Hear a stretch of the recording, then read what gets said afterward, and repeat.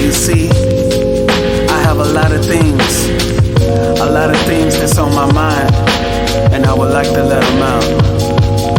Look, I see reality breaking down all my fantasies. It would be nice if I at least had one fantasy. That neutrality about to take a terabyte from the American apple pie, better get a slice. It's kinda scary the way that this life is moving on. Marvin's doing backflips inside his grave, what's going on? We have head-on collisions, not seeing another's vision. Maybe that's the reason why some colors fit the description. A lot of relationships need life rafts, sinking ships. I guess you just can't have only one like potato chips. I would love for you to listen with an open heart, but would you really even hear me if it's torn apart? I don't do the things that I used to. I'll be fine even if I lose you, okay?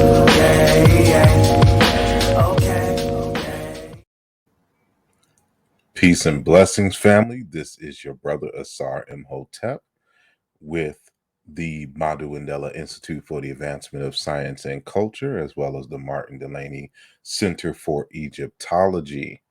What you just saw was part of an advertisement I am working on in regards to the film Chiana Into, subtitled Ancient Kemet and the Into Universe. That is the full name of the documentary. And so it's going to be a little bit longer once it's done, but since this is for my Patreon page, I just wanted to give y'all a preview of what's to come. And speaking of Patreon, this topic that we're talking about today was a special request from one of our Patreon members. And so this is going to be a conversation on a presentation that I did at the Cheikh Anta Diop Conference. It was an online conference this year due to the pandemic. And that was presented way back in October. So normally when I do conferences, I do the presentations online for the general public, but for some reason I didn't. I forgot. So by special request, I'm going to present my presentation today for my Patreon members. And the title of it is The Kongo Dikenga as a Graphic Model of Afrocentricity and All of Its Principles. So we will get it in just a moment. Be right back.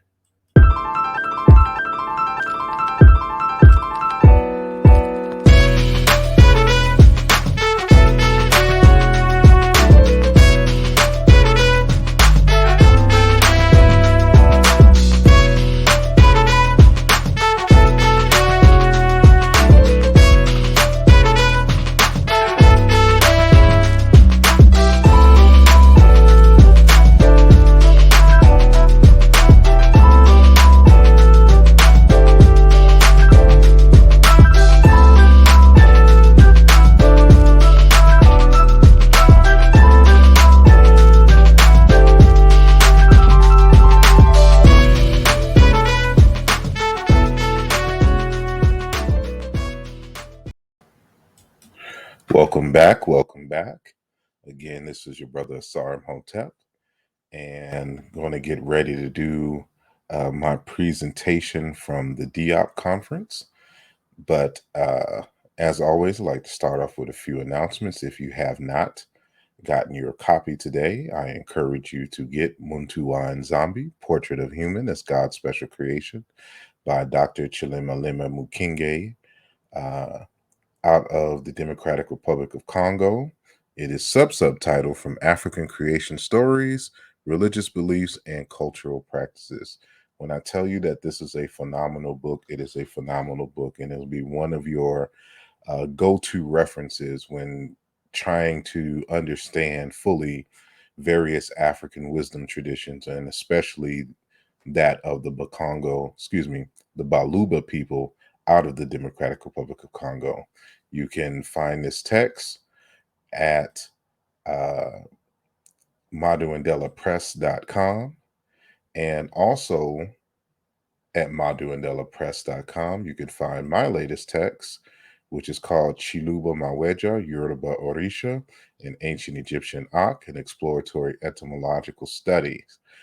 This is published under the Martin Delany Center for Egyptology and is the first in the series dealing with Kimoyo, or African spiritual concepts, reanalyses based on archaeology, historical comparative linguistics, comparative religion and anthropology, and the like. So some big things are going, and hopefully, we will be a part of, or you will be a part of our journey as we grow and expand, not only in this YouTube space, but in the academic space as well. So make sure you hit up maduandelapress.com and get your copies if you have not already. And so, without further ado, I want to get this conversation started. So let me get that out of the way, and I'm going to share my screen. So let's do that. And then we'll just jump here and start from the beginning. And so, as I mentioned earlier, the title of my talk is called The Kongo Dikenga as a Graphic Model of Afrocentricity and All Its Principles. And you'll begin to understand a bit more of what we mean as this conversation goes on. And so this conference was dedicated to the late Dr. James L. Conyers, who is on the far right. In the middle is our good brother, Sanjeti Ankara. And this was us. I forgot what year this was, but it was relatively recent. And this was at the Diop conference, at the Cheikh Anta Diop conference. And the Diop conference is very special to me, and because this gentleman on the right, also my frat brother, Dr. James L. Conyers, is the one who introduced me to the Cheikh Anta Diop conferences and encouraged me to submit an abstract to present at the conferences. And so, after my first abstract was accepted, I have tried to make and be a part of every single Diop conference ever since. And it is because of his encouragement and, pushing me in this academic space that, I begin to grow and network with other African scholars and really build it up to what you see today. And so I dedicate it all to him. And so again, this presentation is dedicated to Dr. James L. Conyers, Makeru. May you rest in peace, good brother. And so what we're going to engage in today is something that I call putting on your African thinking cap. And so with the types of issues that African people face today, we need unique solutions. And some of these solutions can be drawn from the already deep reservoir of knowledge that African people have. So, depending on the nature of the problem to be solved, I argue that regardless, we need to be putting on our African thinking cap. And CAP is an acronym for the creative application of African philosophy. And so this presentation, the discussion that we're having, falls under this cap, this crown, so to speak, of the creative application of African philosophy. How can we take African philosophy, deep thought and culture, and make it applicable and usable in modern times? So that's the question that we always ask. And this is what we're engaged in today. And so, as I've stated, we'll get into what the Dikenga is, but the Dikenga is a graphic symbol coming out of the Kongo uh, wisdom tradition in Central Africa, Angola, parts of Angola, um, and in other parts, because of the Kingdom of Congo expanded, even into Cameroon.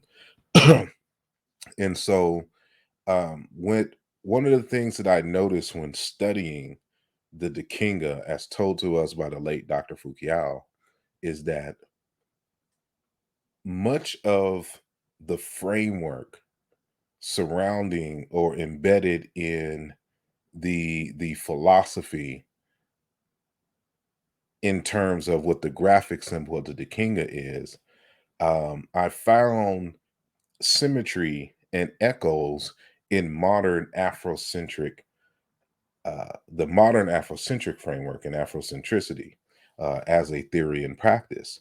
And so what I've come to realize is that although the concept of the Dikenga and the dingo dingo and all of that we'll get into a little later is older and grounded hundreds and even thousands of years of tradition in central Congo, the the idea of what we're calling Afrocentricity was already embedded in the culture.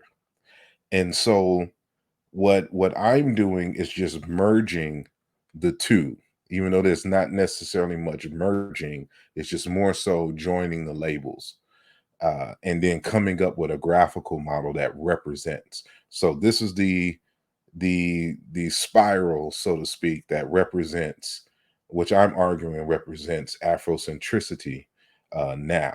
And so this was, presented at the conference and even approved by Dr. Molefi K, Asante. So when you see this symbol or see variations of this, just understand that we're coming from an Afrocentric framework, so it's to be used in the same way. I don't know how old uh the people who are listening and watching this right now are in terms of their age, of course, but back in the day there used to be uh this graphic symbol, of a woman with this kind of flowing curly hair, and that was the symbol that the brand was Black owned in a sense. So this is kind of in that same vein. So hopefully when you see books in the future and they have this symbol, that that just off the back, because of the presence of this symbol, that it is an Afrocentric work and it's coming from an Afrocentric perspective. All righty. So before we can get into all the symbolism, we have to understand exactly what Afrocentricity is.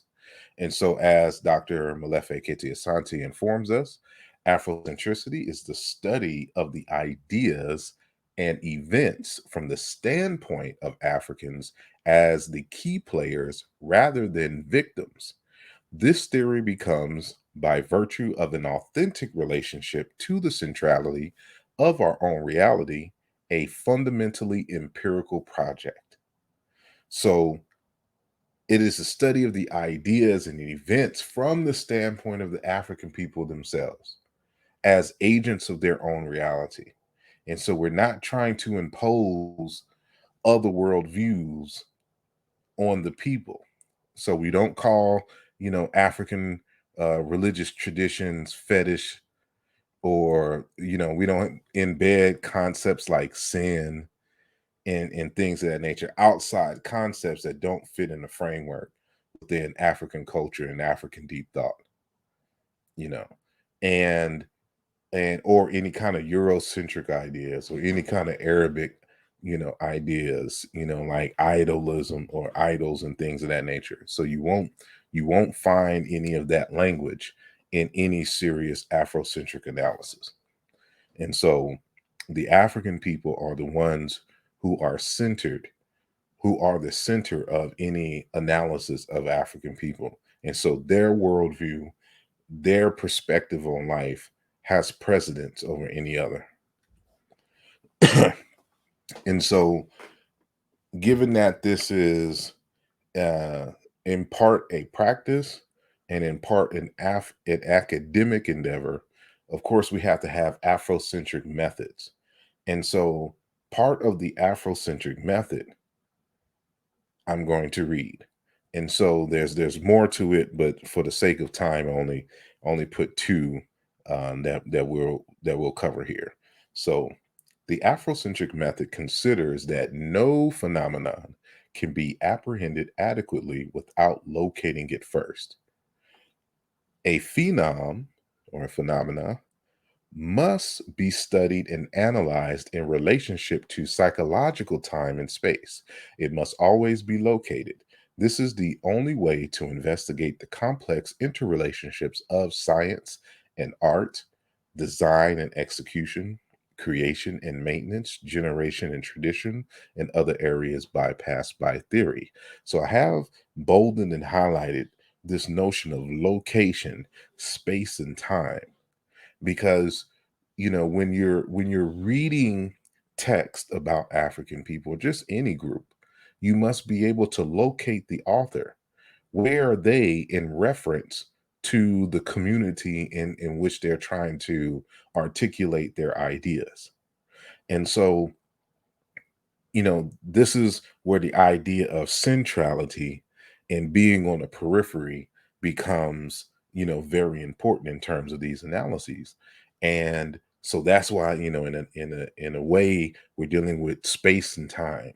And so we got to locate them in time because there's certain language that is used by certain people at a certain time, and then we got to put them in a particular space. Are we getting it from the people themselves, or are we getting analyses from people who are outside, even within an African context? So, you know, are when we're looking at, for example, Yoruba thought in religion, are we getting the story from somebody who was Hausa or somebody who was Igbo?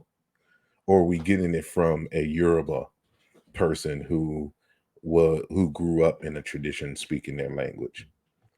So these are the kind of things you got to be able to locate the people in space and time. And so the Afrocentric method considers phenomena to be diverse, dynamic, and in motion. Therefore, it is necessary for a person to accurately note and record the location of the phenomena, even in the midst of fluctuations. This means that the investigator must know where he or she is standing in the process. Because when we're dealing with social and cultural matters, you know, every human being comes with their own set of biases. And so those biases, those particular positions and things must be known. So we know how to analyze the researchers' uh, framing of the subject matter and their approach to the study and the articulation of their results and the methods being used. So we're locating the author. Where are they in time and space in relationship to the phenomena under study? So that's what Afrocentricity is concerned with in terms of its methodology as an academic enterprise. And so uh, Dr. Raylan Rabaka in the Encyclopedia of Black Studies, which was also edited by Dr. Molefi K, Asante, as well as Dr. Ama Mazama. On page 66, when talking about Afrocentricity, he states that uh, in terms of the Afrocentric method, Afrocentricity is placing African ideals at the center of any analysis that involves African culture and behavior, as well as asking crucial cultural questions in categories such as location, place, and stance. kind of what we discussed in the last slide. And so on page 73 continues, Afrocentricity allows dislocated Africans, that is, Africans moved off of their cultural territory and who have an imperial relationship with African cultural theory and traditions, to relocate, to return to, and reclaim their long denied humanity, history, and heritage. And so, a lot of us who have been involved in this work know that there are people who are biologically of recent African descent, but who are culturally and paradigmatically other, whether it's Eurocentric, whether it's Asian centric, Chinese centric, Indian centric, everything away from the core of their own traditions, ideas. And in many cases, they value them over their own. And so, what Afrocentricity does is not only analyze, it provides a path so that they can find their way home.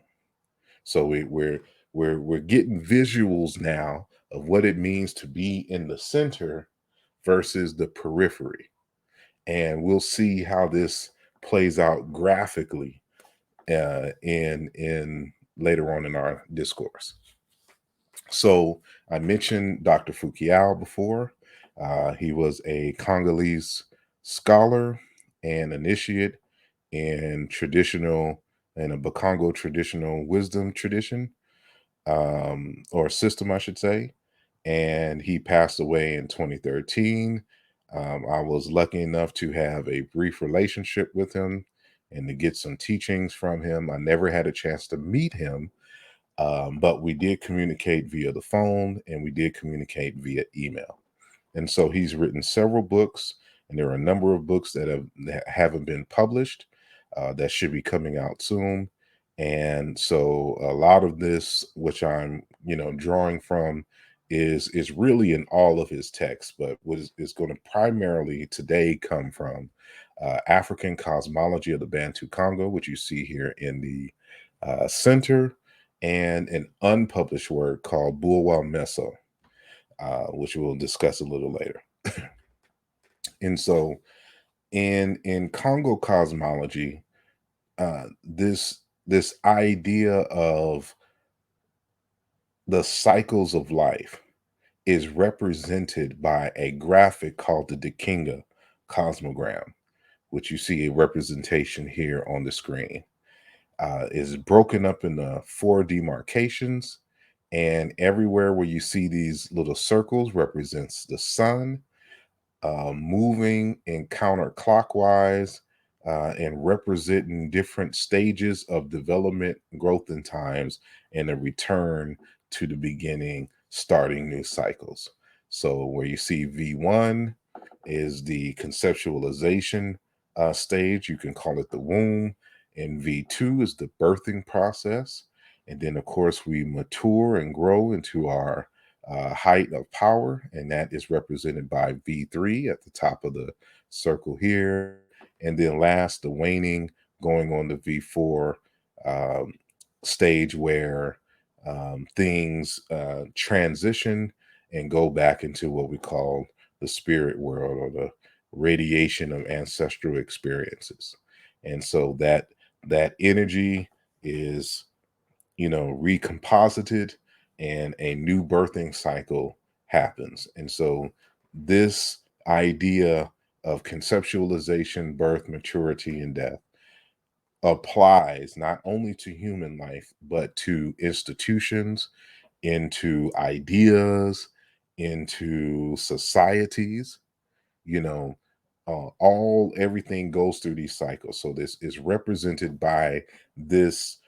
What you see on the screen is what we call the Dikenga. So in my title, when I'm referencing the Dikenga, I'm talking about this graphic here.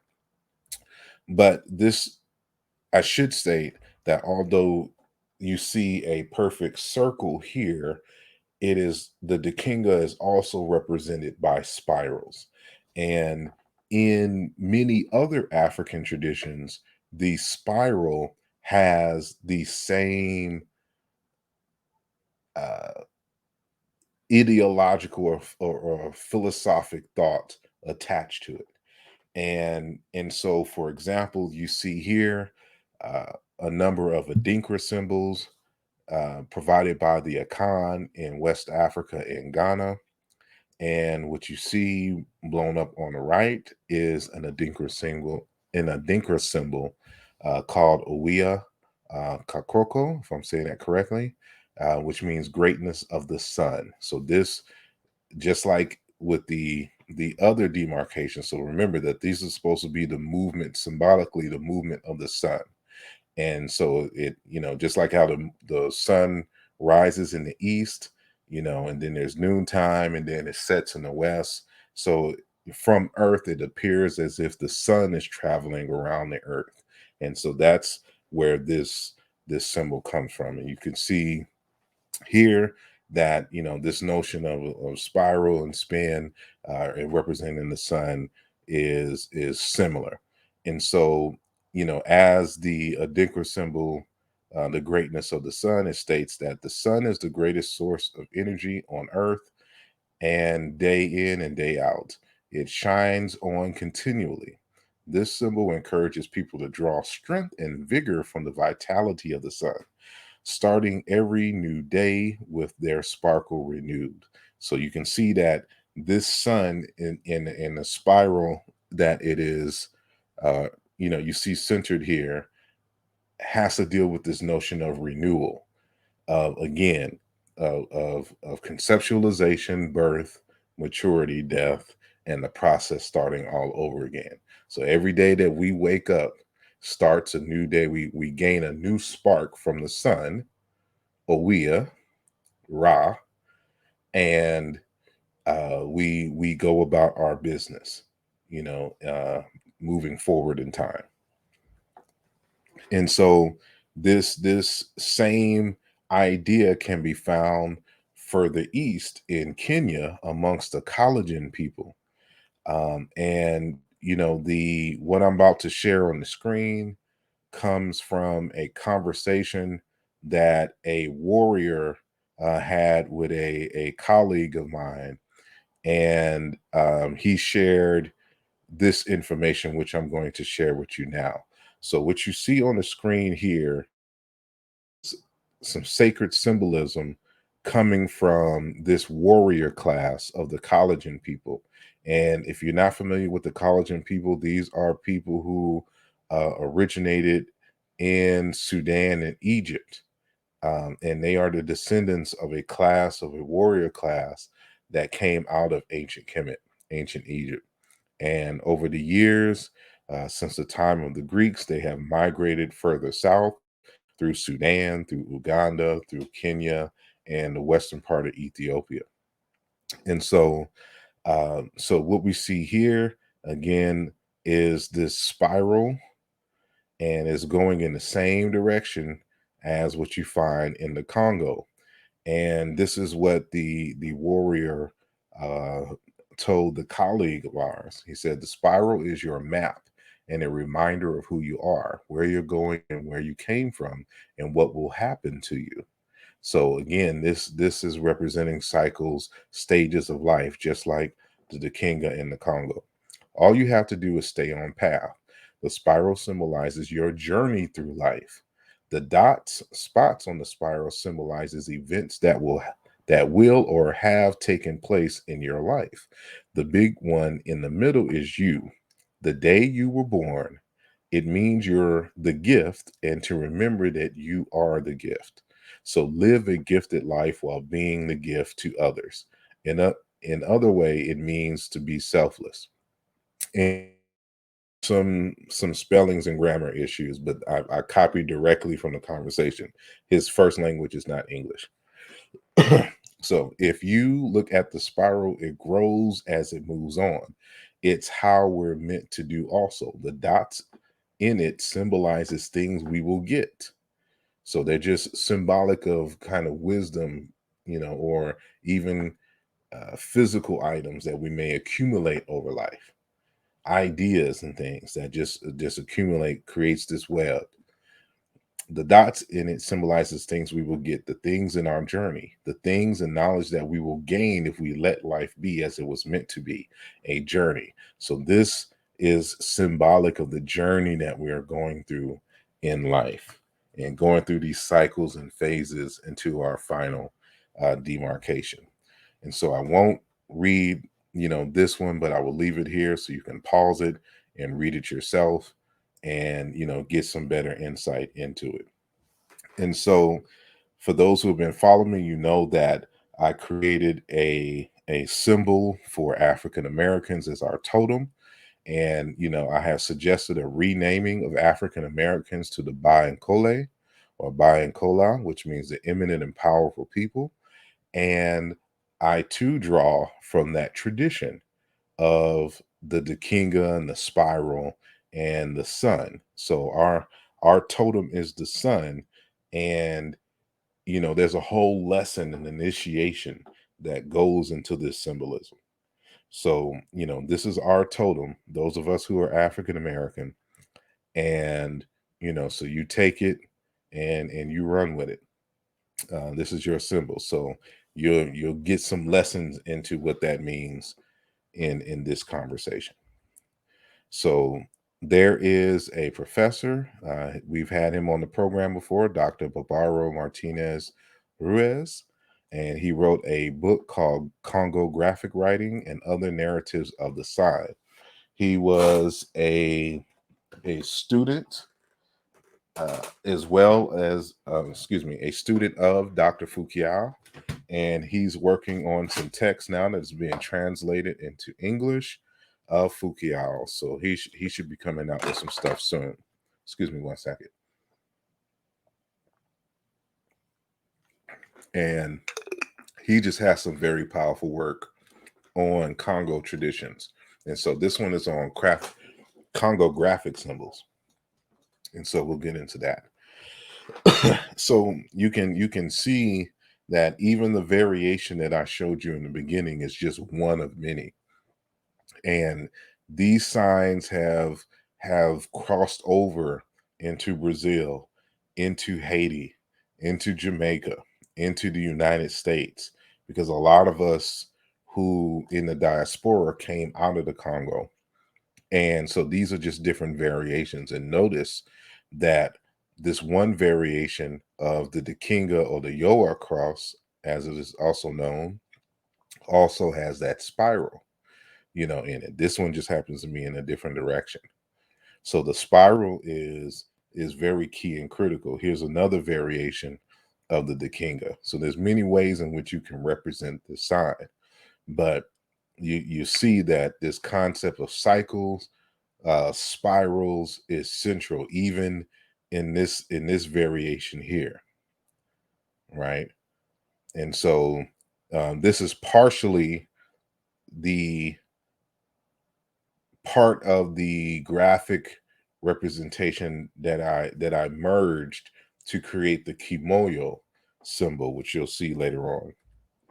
And so in relationship to our discussion here and Afrocentricity, so at the beginning of our conversation, we read a few tidbits dealing with Afrocentricity and the Afrocentric method and how it regards the centrality of African people as agents of their own reality, and how their sanity is predicated on how close they are to the center of their African selves. And so although again that the Congo tradition doesn't have the language of Africa and Afrocentricity, you will see that at the core these concepts agree, they echo one another in terms of the Dikenga Cosmogram, which we see here in the center. So now I'm quoting from Fu-kiau's text, African Cosmology of the Bantu Congo, 2001.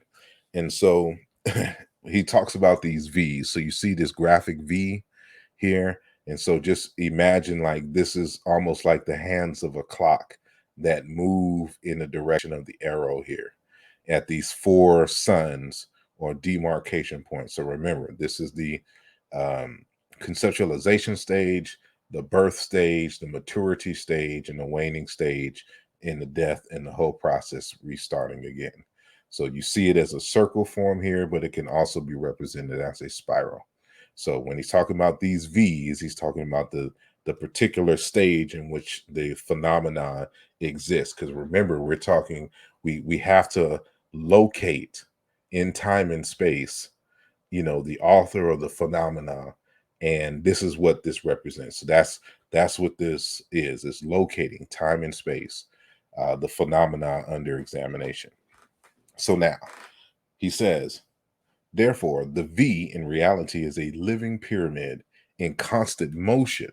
Remember that Afrocentricity is in constant motion, which follows the path of life and passes the four main points of demarcation of the Cosmogram, the Dikenga, which in turn is symbolized by the flame of life inside the community.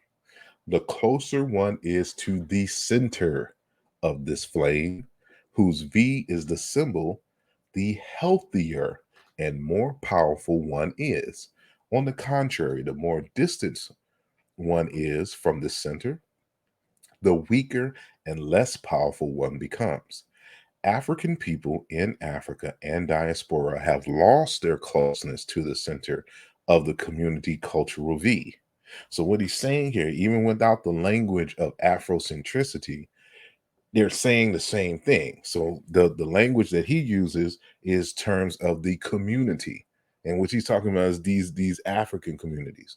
He says the closer one is to the center of this flame of the community, because the flame is just a symbol of the community. So when we mean the community, we mean the people, we mean the heritage, we mean their ideas, their language, their worldview.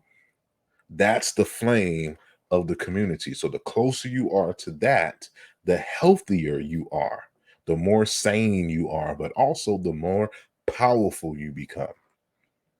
This is why Cheikh Anta Diop, excuse me, not Cheikh Anta Diop, Dr. Amos Wilson, the third chapter of his Blueprint for Black Power is titled Culture as the Basis, as the Basis of Power.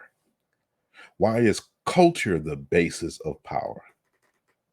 The further you are from your culture, the less powerful you become. And so we're seeing that same language being echoed here in Fu-kiau's work, even though this was released a little later than Dr. Amos Wilson's text. So keep all of this in mind when we're moving forward. And so this idea of the centrality, not only in terms of the community, it is also reflected in for the self. And so we see here a Kongo proverb that is written in Kikongo at the top here, but it translates as, no matter what, you may walk leftwards, you may walk rightwards, you may walk forwards, backwards, upwards, or downwards. You must come back to the core or the center of yourself. Fu-kiau continues, the human being is nothing unless he discovers how to walk towards that seventh direction, the center, Didi and Kikongo, the inner world which represents the essence of his being. As such, one has to discover or rediscover this walk towards the seventh direction, not only for the sake of health and self-healing, but because it empowers one for self-knowing as well. So, knowing thyself is a result of you being able to travel inward to draw from that inner power, however you define that. It allows us to truly become thinking, acting beings, therefore doers, because we are masters in Ganga to ourselves. So you get to see this deep, rich philosophy that finds echoes in the theory of Afrocentricity. And so he further states, excuse me, but when the core of the body is oppressed, destroyed, polluted, corrupted, or raped, be it biological, societal, institutional, or national, the body that envelops it is self dead. The path that leads towards it, the seventh direction, is also wiped out. People become helpless. They lose their self healing power and their order giver stimulus. In this situation, the body cannot be healed unless the primitive state of the core is restored. To do this, excuse me, to do so is a process of cleansing its core, therefore depolluting it. In other words, it is a learning, it is the learning the techniques of the curative garbology, which is a process of digging out the junk that prevents access to the core of the inner power. The walk on the path towards the seventh direction is the key to all healings. To help one walk on this path is not only to empower him or her, but it is also to restore him or her as a whole. It is to restore the self healing power and turn on again the order giver stimulus. And so he goes into what he means by the order giver stimulus. But pay attention to what I have bolded in red. You know, they lose their self-healing power and their order giver stimulus, as well as the walk on the path towards the seventh direction, the center, which we'll say the African center, is the key to all healing, to restoring, making oneself whole. Now, remember what Dr. Wabaka said earlier? Let's go back. So he says here Afrocentricity allows dislocated Africans, that is, Africans moved off of their cultural territory, those who haven't traveled towards the seventh direction and who have an imperial relationship with African cultural theory and traditions, to relocate, to return and reclaim their long denied humanity, history, and heritage. Just a different way of saying to restore themselves, to make them whole, and to give them power for their own self healing. Same language. And so, Afrocentricity, even without the label, is part of your cultural heritage. And so, it is, now we can merge these concepts and now we can bring it into a tradition that we can say is not simply the result of, a response to European imperialism and Eurocentric education, although it is that has amped up its usage, but this Afrocentricity at its core has been a part of our heritage and our cultural before the coming of Europeans. And that's what I want to make known and solidify for us today. And so, that term in Ganga that was used by Fu-kiau, has to deal, and here's a symbol of an Nganga over here on the left. um, is what he calls a vertical horizontal being. And you'll have to read Fu-kiau's text for that detail, but it reminded me of the late who I call Shushukulu, Malcolm X, when he made his statement to wake up, clean up, and stand up. And all of that is essentially what the Afrocentric framework uh, tells us. And so, a lot of what you have witnessed here was part of the initiation or simply the educational process of Kongo tradition. And so, if you have, listened to one of my previous videos on on Kimoyo, I have a whole lecture on initiation. And so we were introduced to this concept called Landa and Tangu, following the sun. So remember that the Dikenga is the path of the sun, the apparent, the alleged path of the sun as viewed from the earth. And that process, that journey of the sun, becomes the symbolic journey of man, or cultures, communities, institutions, or societies, or even other life processes on earth or in the universe itself. So it has become the symbol of simply the, the motion of life, to for a lack of a better term. And so the initiation process is called Landa and Tangu, or Dingo Dingo Dia Landa and Tangu, a process of following the sun in its apparent trajectory. And so uh, it's kind of mirrored in ancient Egypt for a group of blacksmiths called the Shimsu Hor, which were the followers of Horus, or the followers of the sun. Those were disciples, so to speak. And so I'll skip this, but you can read it if you want to. And I'll skip this as well because it's just kind of a repeat. But the in Bulwa Meso, an unpublished work of Fu-kiau, he says, following the sun is the process through which one discovers the true source of energy, the energy that makes things move and life possible. It is feeding oneself with that energy. Is it not our food transformed energy? Following the sun is not a cult or a religion. It is a way of feeding oneself, not with natural food first, but with energy, the power that is today, and that will be tomorrow, the key to life and living as it was millions of years before us. And so, what this paragraph reminds me of is that Adinkra symbol that we saw earlier, that Owia Kakakro, if I'm saying that correctly, talking about the vitality of the sun. It's essentially saying the same thing.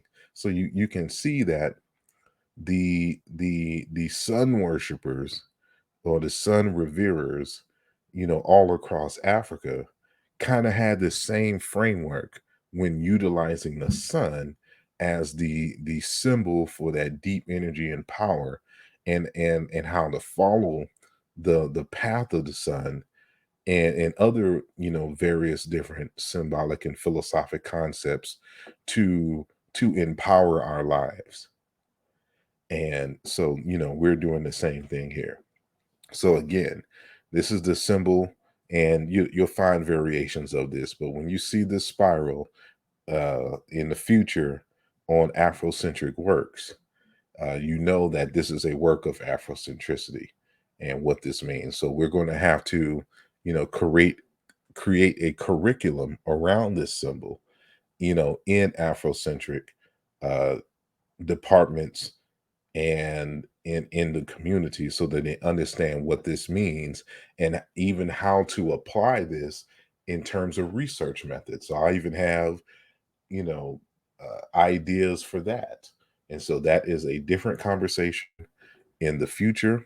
But as y'all know, I've already been using the concept of Dikenga to represent new ideas.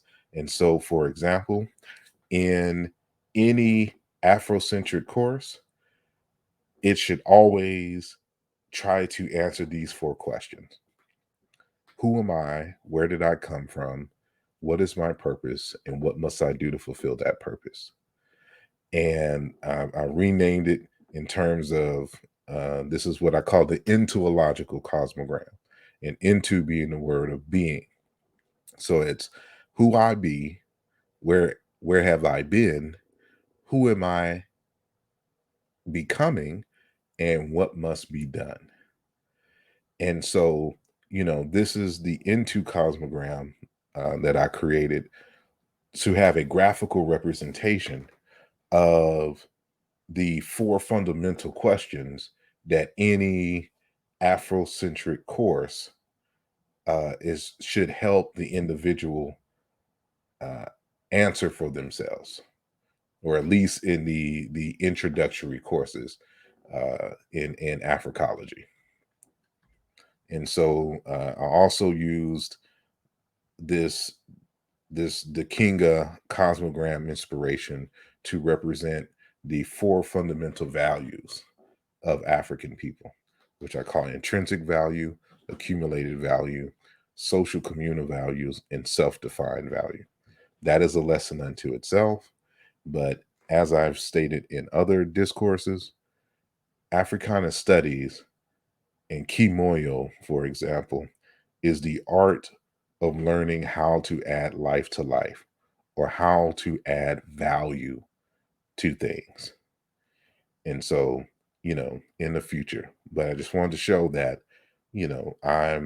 I'm exhausting the spiral, the Dikenga, to create new concept, putting on my African thinking cap, my creative applications of African philosophy, and finding new solutions, built on strong African foundations, so that it's applicable and usable by the community in which we intend to serve.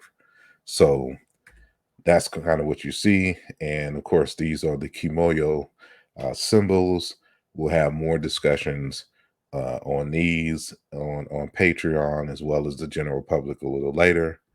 But, I'm about reframing life, Afrocentricity all the way. And so with that said, I do appreciate your time, and I will end my presentation there. And so if you have any questions, and I think for the Patreon, I'm going to include the slideshow in a PDF form, and then that way you can have it for your own records. And so please leave a comment in the comment section. And when this is uploaded to YouTube, make sure that you indeed like the video, you share the video, and if you like to support the channel, please consider leaving a donation, or you can do it through Cash App at the bottom, or PayPal, which you can see at the bottom there. So with that said, I do appreciate your time, and y'all have a blessed evening, morning, depending on where you're at. But thank you for watching. Alrighty, peace.